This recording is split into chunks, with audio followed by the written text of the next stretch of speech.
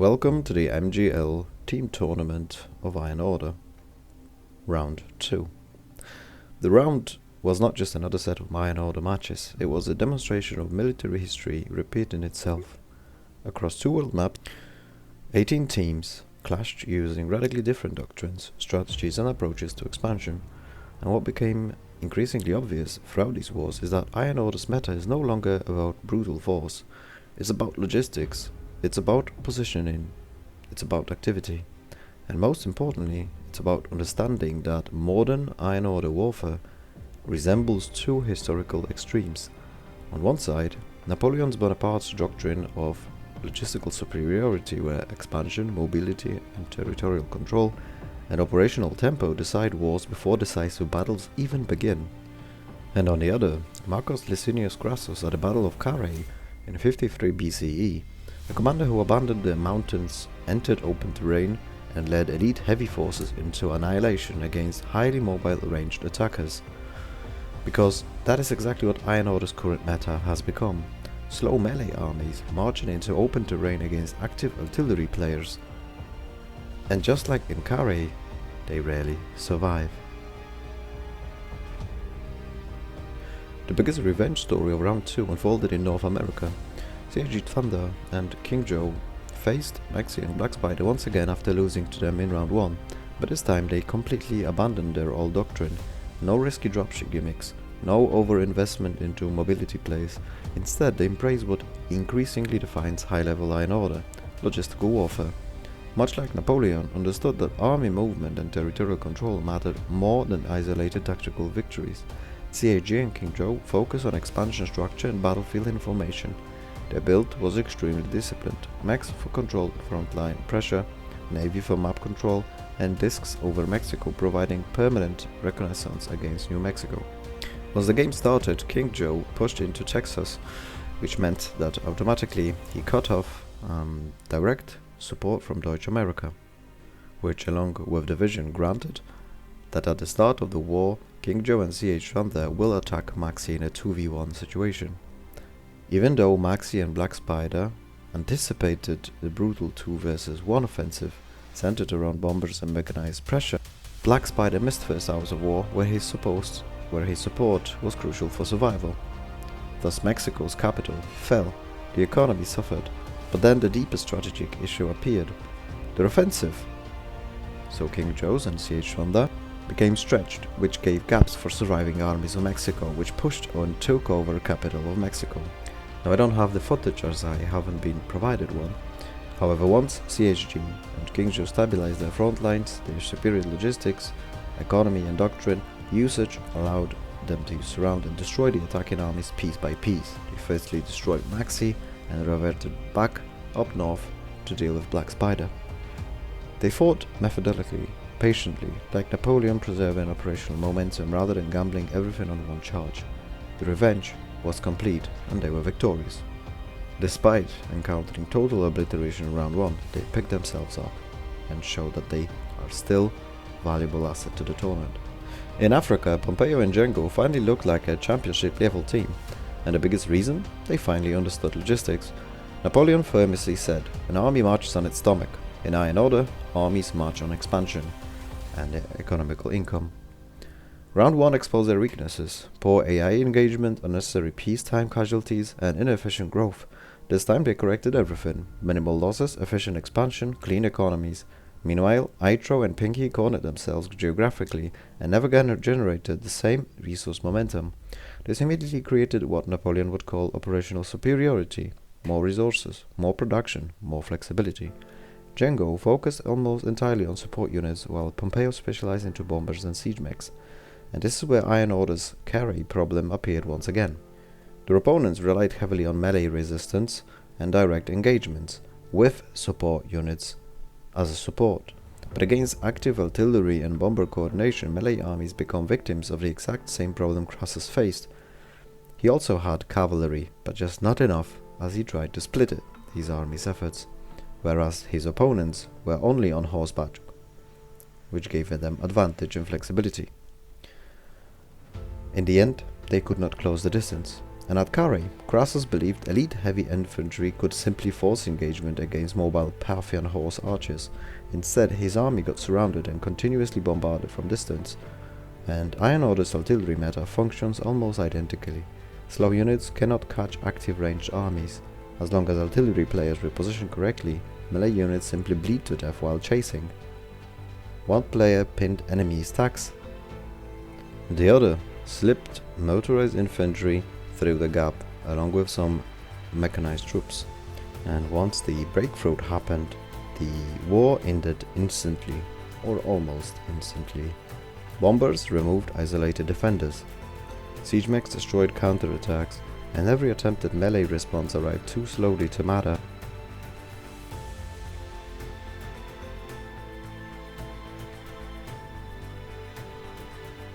South America became perhaps the purest example of Napoleonic logistics in the tournament.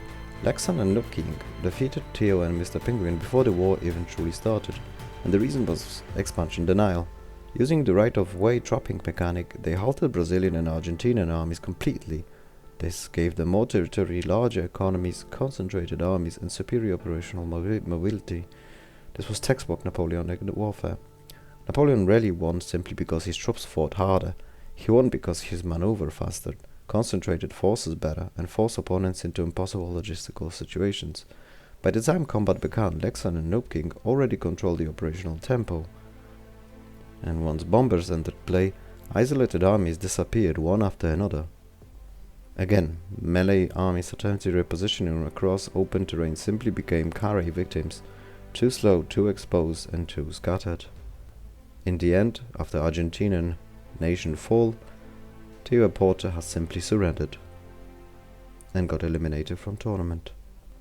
In Europe, Lieutenant Yoda and Arrow demonstrated why the current meta increasingly favors support doctrines over direct melee investment.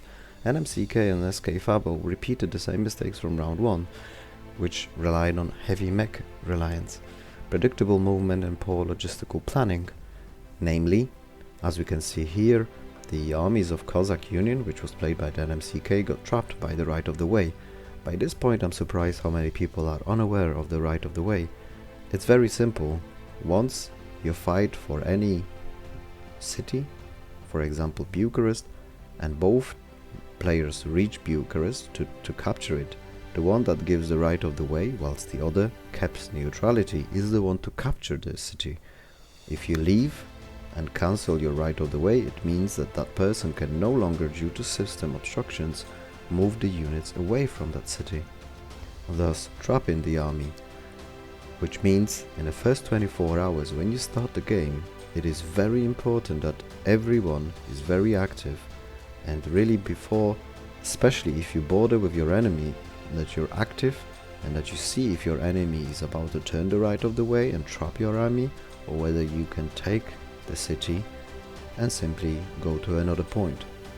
Now this has happened in Cossacks, this has happened in Asia, this has happened in South America and a lot of continents. So I do hope that in round 3 those situations would be a rarity, although it still requires skill and dedication to ensure that you block your opponent and that you use this trick to restrain your opponent from conquering or moving across the border. But coming back to Europe, Yoda and Arrow finally embraced doctrinal synergy. Two noble nations support heavy armies, minimal peacetime losses, and once again the historical comparison becomes obvious. Crassus trusted elite heavy troops to overpower ranged warfare through direct assault, but history proved otherwise, and Iron Order continues proving it again. Active artillery supported by doctrine, bonuses can endlessly preposition while dismantling slower melee armies than from range. Yoda and Arrow weaponized this perfectly. They invested mainly in artilleries and anti-mech guns and anti-air units, and thus were able to outgun the combined army of Fabo and NMCK, who decided to split their builds into a bit of mechs, bit of bombers, bit of artillery, bit of anti-mech guns and so on. The support units continuously punished advances while enemy mechs struggled to ever force decisive contact. The result was not merely victory, it was strategic suffocation. Now, there isn't so much to explain about African clash between Daba and Dropkick and Reset Name and Ladies Man.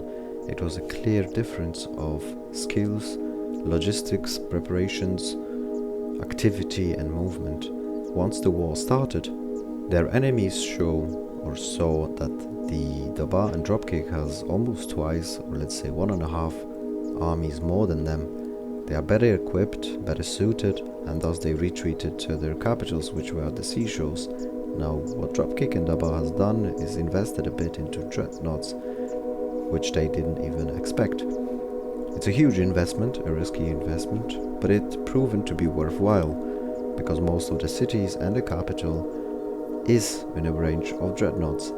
As they fall into the capitals, they were a very easy target to be outnumbered and shelled from a distance, whilst with the use of support units, the enemies were dealt very quickly and without any stress. And just like that, Daba and Dropkick proved that the loss against the elite team of Kirito and Pavuk was just a bump on the road, and that they are back in the game to be treated seriously in the rounds to follow. Now in Europe, in a victor's map, Dr. Eric and the Ramos surrendered before the war even began, which was the biggest surprise.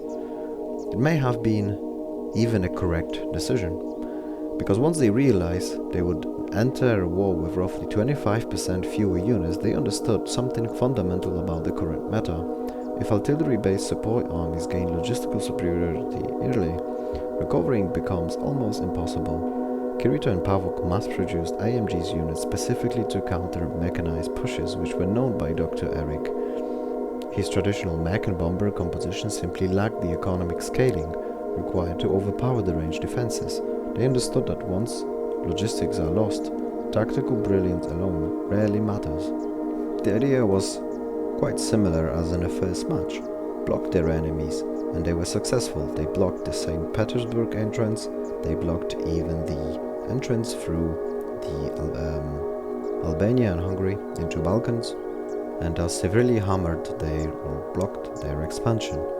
They were twice as big when the war happened. They had more units, they were better prepared when it comes to artilleries, they had doctrinal advantage, even though Pavuk was with South Germany, which is a capitalist. But yet, they understood that because of the trapped armies, because of the blockades around, they weren't able to expand as sufficiently, and thus they surrendered before the war even began. The Asian War between Marshall and Boatmech and Wolf Emperor and Prime Orchid may have been the best example of Kare in the entire tournament. Taiping attempted a mixed force strategy, mechs, bombers and support units, but the diversification created weakness everywhere. Meanwhile, Exile Raj and Turkestan embraced pure doctrine specialization, artillery, anti-mech guns and anti-air. No wasted resources, no distractions. This is becoming the defining principle of elite Iron Order. Every factory producing non-essential combat units delays the production of truly decisive units, and in the current meta, those decisive units are overwhelmingly noble artillery, anti-mech guns and layered support firepower. The communist doctrines were not used for mech spam, which is a surprise. Instead, they mass-produced support systems designed to endlessly kite and dismantle enemy pushes. And once again, Kare repeated itself. Enemy mechs chased, as Shibei didn't use their doctrinal advantage, and in this match decided to go for mech build. The enemy mechs chased, artillery repositioned, AA shut down bombers, the front line slowly collapsed under constant ranged punishment, and also Marshall was able to trap enemy units of Shibei in the peacetime, which meant that his expansion also got halted, and he was forced to move into Mongolia or territory further away, which meant that his losses piled up. When the war started, the numbers weren't so much bigger. I do believe that they have 10-15 units more than the enemies, but they also had the HP, which was a bit lower. When the war started, Taiping and Shibei wanted to rescue the trapped units, and that became their graveyard, which meant that afterwards Taiping decided for a push against Exile Raj capital. They managed to actually get inside of the capital and the war awoke, but due to the core terrain bonuses, they were able to shoot and take control of the fight and obliterate Taiping's main army. After the first 24 hours, it was known who will win this war, and in the end, they managed to do so without many obstructions, and despite the heroic stance of Taiping, of Wolf Emperor. Those that have perfectly won a fight in America and the round before without any losses and with a good expansion, now encountered the same on their side, which proven fatal to their cause, and thus they experienced their first loss of the tournament. In South America, Joseph and Time Lord experienced a comeback, which also revealed something very important. There may only be one realistic counter to the current artillery meta, which means massive economic asymmetry. If a capitalist and communist nation coordinate perfectly and expansion goes ideally, there is a theoretical possibility. The capitalist nation focus almost exclusively on bombers, the communist nation mass produces cheap mechs and light tanks.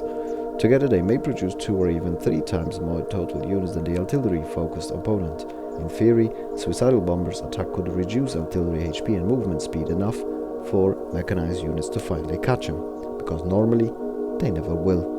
Artillery in Iron Order behaves almost exactly like Parthian horse archers. As long as the player is active and repositions correctly, slow melee army cannot force decisive engagement, which is why Joseph's defensive militia trap became so effective.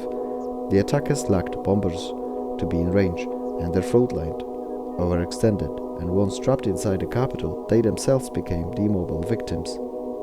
From Time Lord, this meant that by the time war started, his armies got stranded in Brazil. He was not ready for what was about to happen, which is a 2v1 push from Colombia and Bolivia. The tactic was borrowed from Joseph's strategy in North America against NMCK and Fabo in round 1. However, the key element of the strategy is only if the two armies kill enemy army of one. If they take just capital without killing main army, that army can still be used freely to obliterate them in exchange. In this fight, they have managed to push and take Time Lord capital, however they were tricked by a simple trick.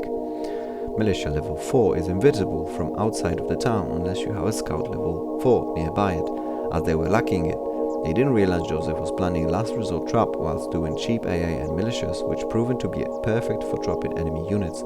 As they decided to attack capital straight away without taking over surrounding area, they left Joseph a clear territory with core terrain bonus to shoot from. As they didn't invest in bombers at all, the enemy AA guns meant nothing, and apart from that, they had more units on land to defend the capital. In the end, the armies in Joseph's capital got obliterated, and as Bolivian and Colombian armies were on the front line, their militias in home weren't enough to hold the counterattack. Despite having huge advantage at the beginning, their hasty behavior caused them to lose in the end. This time, both armies decided to go for the artillery build and siege mechs, which grant more vision and more range.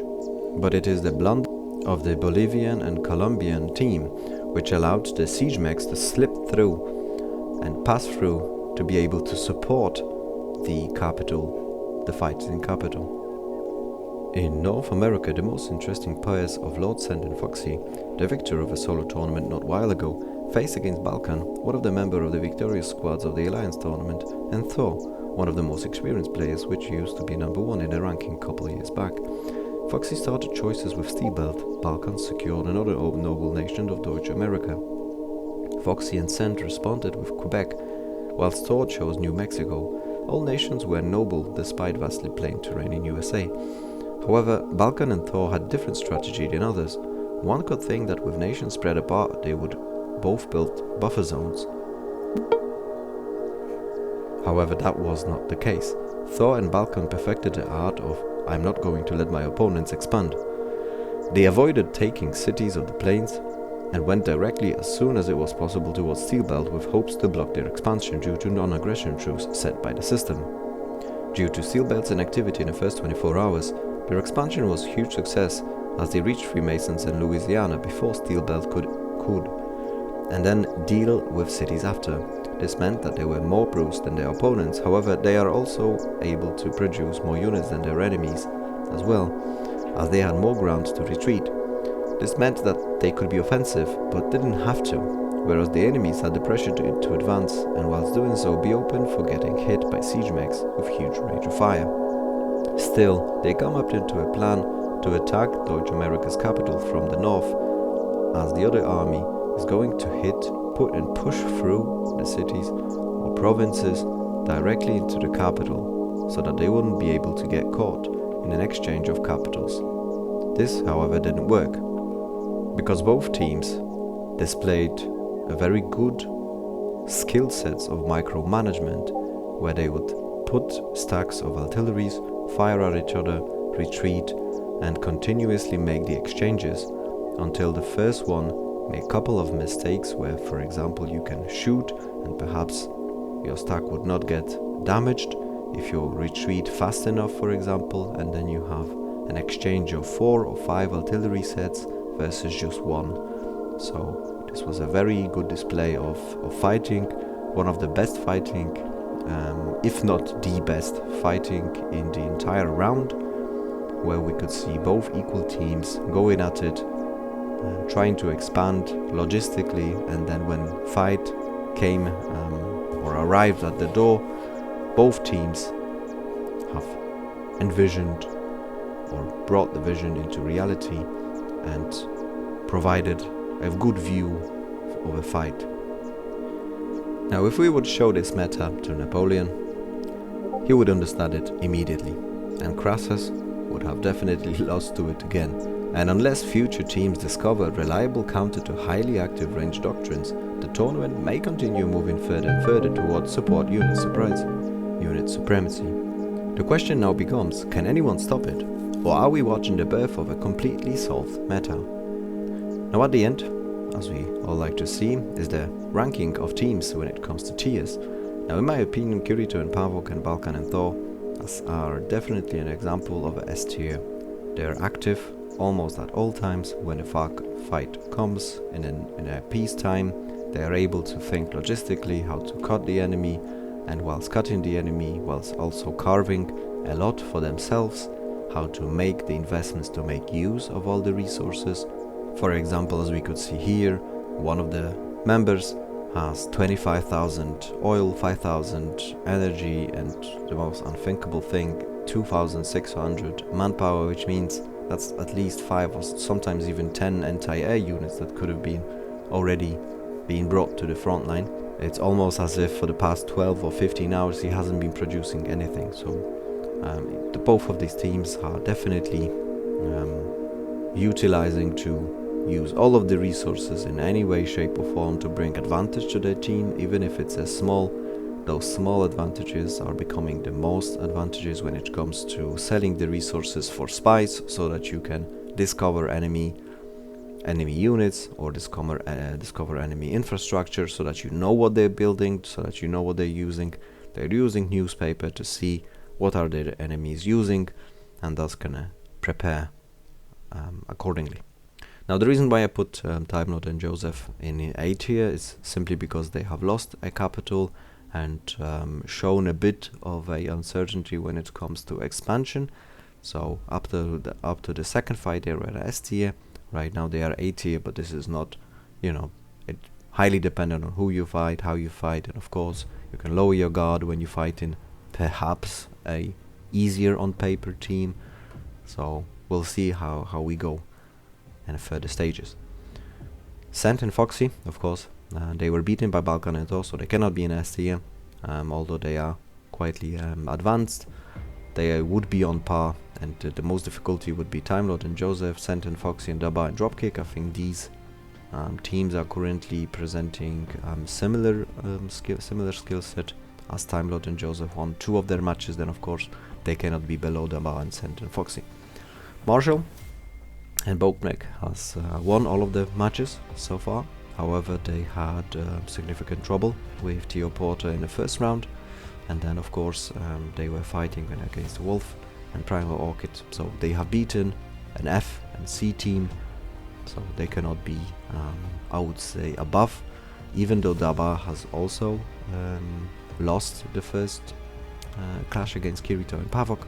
They also beat the Weather the Moon and Shopping Trolley, team. However, I would still, considering their builds, considering their micromanagement, considering their activity, would still say that if they would meet any other team outside of Time Lord and Joseph, Balkan and Thor, and Kirito and Pavok, I would still put them as a victors of that exchange. Because of that loss, they cannot be an S team, of course, but they are still out there. And Marshall and Bottleneck, because they were facing significantly lower enemies, I would still put them at the top of the A tier, but still not yet at the, let's say not top of the A tier, but in A tier, but at the last position. Zero and Claymore and Dr. Eric and Ramo, B tier. They have beaten, of course, Lexan, and Zero have beaten in the first round Atro and Pinky, but they have shown a very good potential against Time Lord and Joseph, so I would say that they are on the top of the B tier. The Wolf has won one match and lost the other. Lexan the same, Django the same, King Joe the same, and Maxi and Black Spider the same. So it's a very interesting C territory. I would still see that they have the biggest potential to be the best out of the C tier, but this is very tight between them two, or let's say them three. And I think there is a lot of potential in all of those matchups. Even though they already fought twice, I would like to see how Maxi performs against the others. Sadly, they will fight against Scent and Foxy, so of course by this table, yes, I do think that Scent and Foxy will win, but nothing is granted in this tournament. Of course, the Bar and Dropkick will fight against Django and Pompeo, so I'm really looking forward into this, because Django and Pompeo seem to make a lot of improvements since the round 1, so I'm hoping that in round 3 they will both of the teams will show what they're really about. We also have a very interesting clash between Zero and Claymore and Dr. Eric and Neramo. Now, if Dr. Eric and Neramo didn't resign from a tournament, this will be a very interesting clash to see who is gonna upgrade and who is gonna downgrade. Lieutenant Yoda and Arrow have definitely improved a lot since their first fight, as the first round was a total disaster, which is very interesting to see how they will perform against CHG Thunder in the round 3. And of course, there is a very interesting clash between Lexan and Noob King and the Wolf Emperor and Primo Orchid. I want to see what is the motivation, dedication and thought processes before the fighting. So this is also a fight where one team will perhaps stay on the C tier or upgrade or downgrade and get eliminated. It's very interesting clashes, so I'm looking forward to see in the round 3. Now the reason why I chose the C numbers or the C tiers is because I still didn't see huge amount of micromanagement capabilities. Even though you use support units, using and investing in support units is one thing. Knowing how to micromanage the team and use the resources and use the army to the best of their ability is what can get you into the B tier on an A tier. So I'm looking forward to seeing the improvements in calculations, in army investments. For example, Django, I have seen that in the first moments he invested in scouts or anti-air units. Nobody needs scouts and anti-air units in the first hours of the war. You need artilleries, you need whatever, mechs, bombers or whatever. Anti-air units and scouts is what you usually invest in later on when you're about to fight against players, because usually an AI don't invest in bombers. So let's see. I'm hoping nobody else will get caught in the right of the way trick, and that expansions will be more thought about and the choices of nations will be better as we go along, and thus the fights will be more interesting rather than surrendering. Thank you very much and see you in the round 3. Good luck to everybody.